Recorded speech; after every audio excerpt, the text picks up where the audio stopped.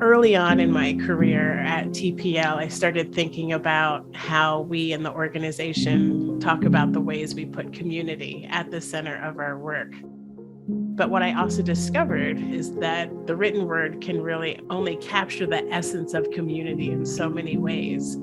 I wanted to provide some additional texture by way of conversation with people that we work alongside or at least hope to work with, the stories that regard the human connection with the natural environment. Reconnect civil rights history, U.S. history, and bird education to show that it's actually not disconnected, and actually there's a more rewarding and more comprehensive way to find yourself as a birder when you can connect yourself to the movement of people and the history of land.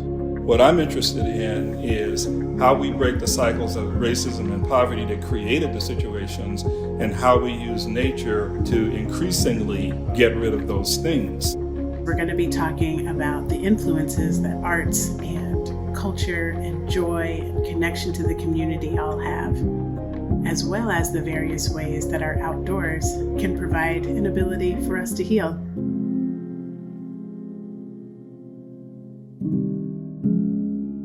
I'll certainly be excited to continue this conversation anytime you want to.